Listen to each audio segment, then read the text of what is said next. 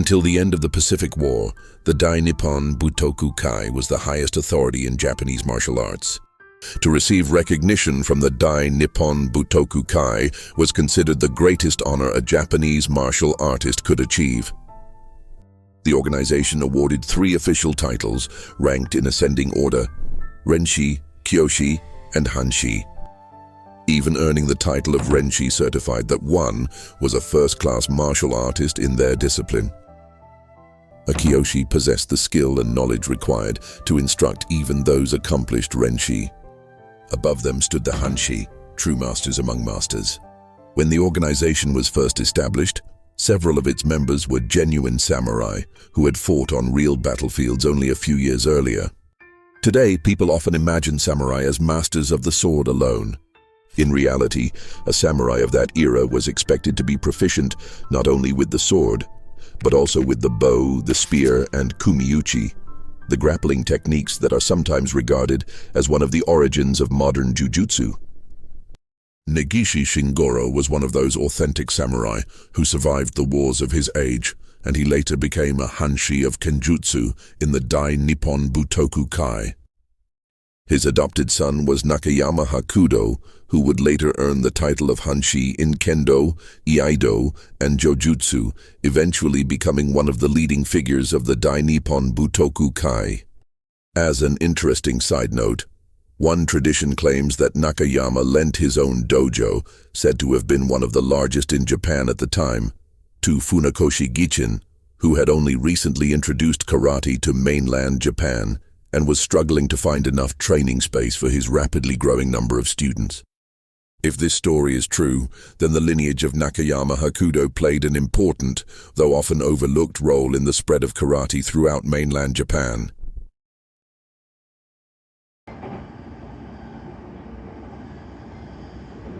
The largest river separating Tokyo and Saitama is the Arakawa River.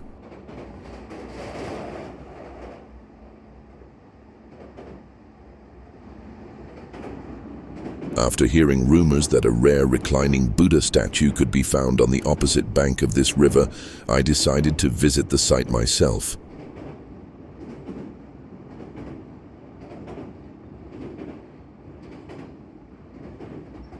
The temple was founded in 1382 by Momoi Naokazu Nakatsukasa no Taiyu, the lord of Toda domain, who prayed for lasting military success and the prosperity of his people.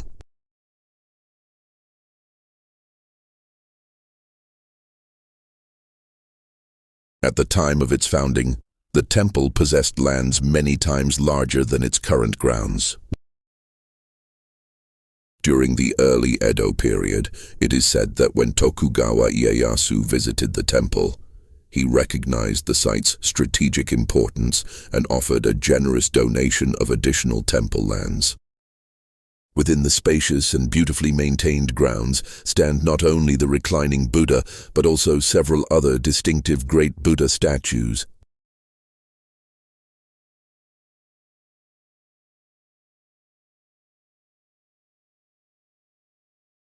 In one corner of the temple grounds stands a large stone monument.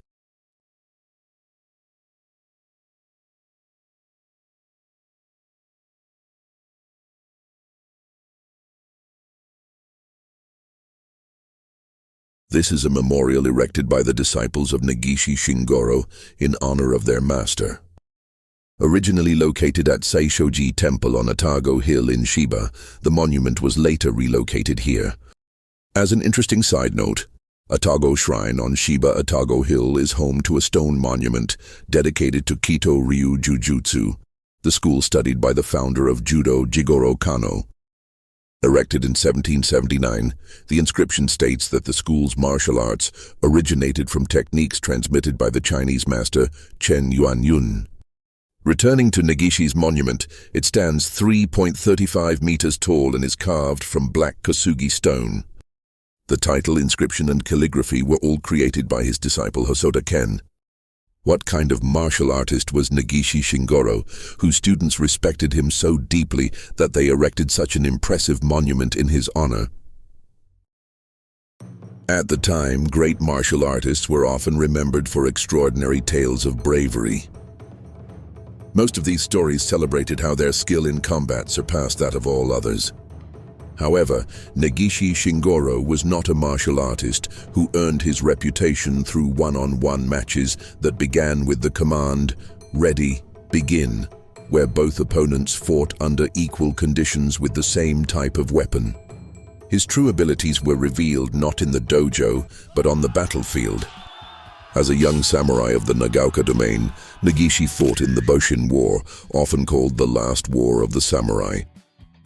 He personally commanded a battalion of swordsmen during the battle to recapture Nagaoka Castle, fighting on the front lines with sword in hand. According to stories Negishi later shared with Nakayama Hakudo, when he entered battle for the first time, he had no opportunity to judge his opponent's weapon or distance.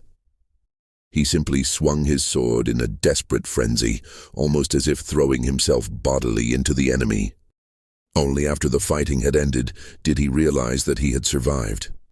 At that moment, all the strength left his body. He began trembling uncontrollably and was overwhelmed by intense exhaustion. Even after experiencing battle many times, he said that although a certain degree of composure eventually developed, once his life was truly on the line, he could never remain calm from beginning to end. When Nagaoka Castle fell, Negishi organized more than 100 skilled swordsmen and successfully recaptured it.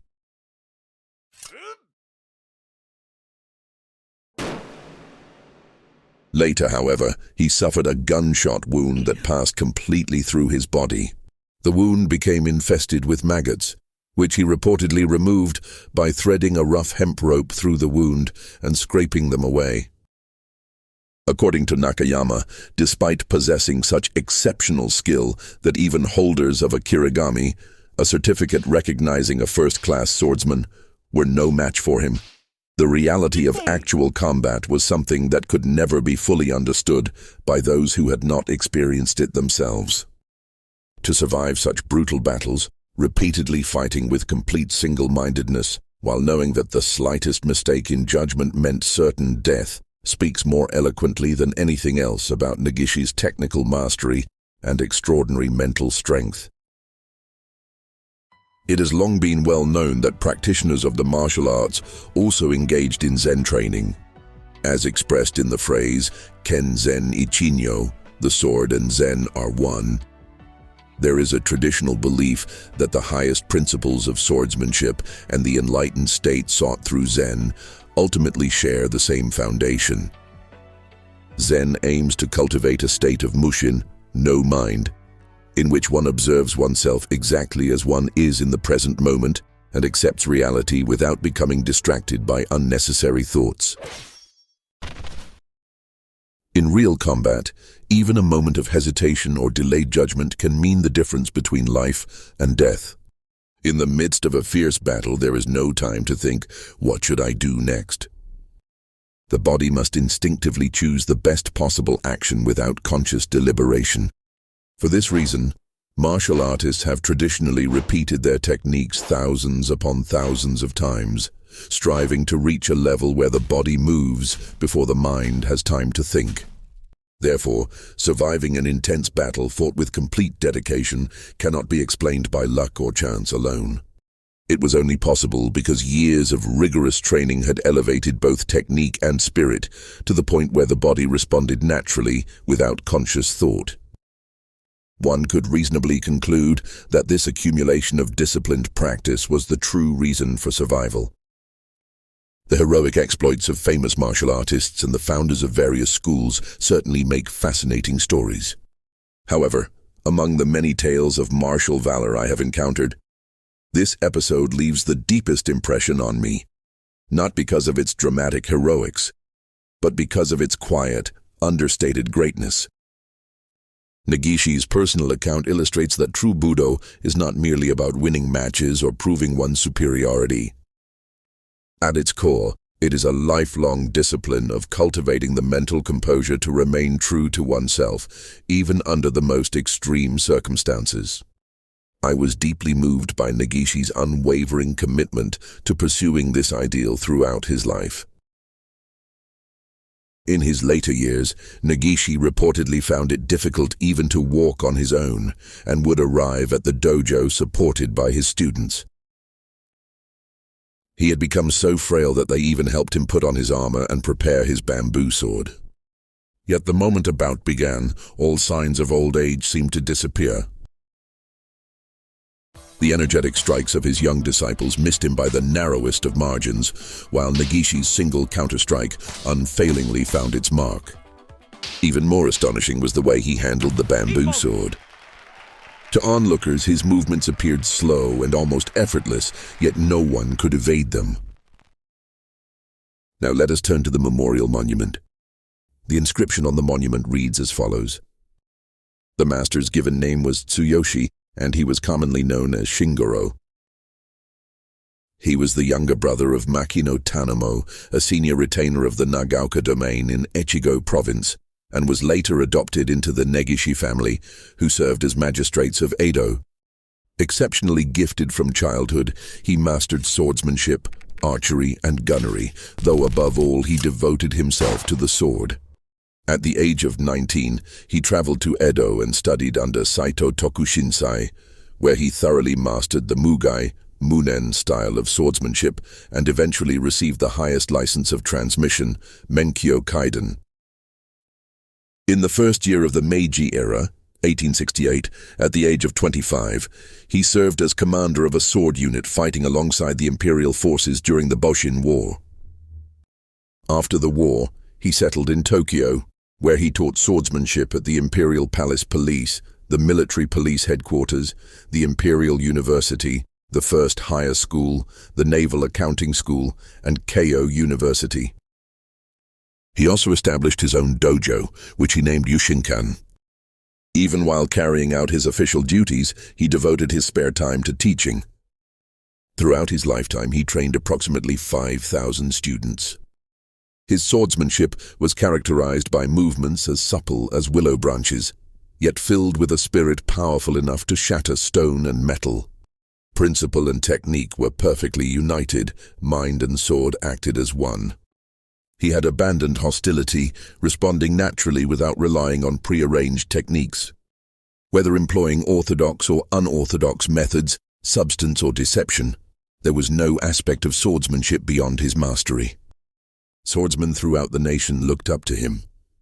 When the Dai Nippon Butokukai was established, he was unanimously recommended for the title of Hanshi. Later, he gathered the foremost senior masters of the age to formulate a standardized set of sword forms, officially named the Dai Nippon Teikoku Kendo Kata, the sword forms of the Empire of Japan, and he served as chairman of the committee responsible for their creation.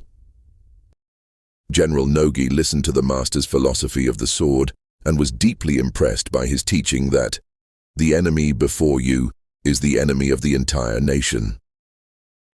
On September 15, 1913, he passed away at the age of 70 and was buried within the grounds of Tenshinji Temple in Azabu. His wife was from the Kuri family. Having no children, he selected his foremost disciple, Nakayama Hakudo, to inherit his legacy. The master possessed an imposing appearance, with piercing eyes that seemed to look directly into a person's soul. Yet he was also kind-hearted, sincere, and compassionate, always guiding his disciples with devotion. Many of his students went on to teach swordsmanship throughout Japan, spreading his teachings nationwide. His achievements were truly remarkable. The master often said, "I possess no special talents. I merely wish to repay, however little, the blessings I have received from my country." Around this time, his disciples resolved to erect a monument so that his virtues would be remembered forever, and they entrusted Hosoda Ken, his oldest disciple, with composing the inscription. Hosoda Ken wrote, "At the beginning of the Meiji Restoration, Japan imitated everything Western, and the traditional arts and learning of the East were cast aside. Swordsmanship, despite being one of Japan's finest indigenous martial arts, was dismissed as a barbaric relic of the past. Even many professional swordsmen abandoned the sword and turned to other occupations. Yet the master alone remained steadfast and unyielding, dedicating his entire life to preserving and advancing Kendo. As a result, Kendo flourishes once again throughout the nation today, and the valor of the Imperial Armed Forces has become renowned throughout the world. This was due in no small measure to the master's achievements in carrying on the work of his predecessors and cultivating the next generation, thereby bringing Kendo to unprecedented heights.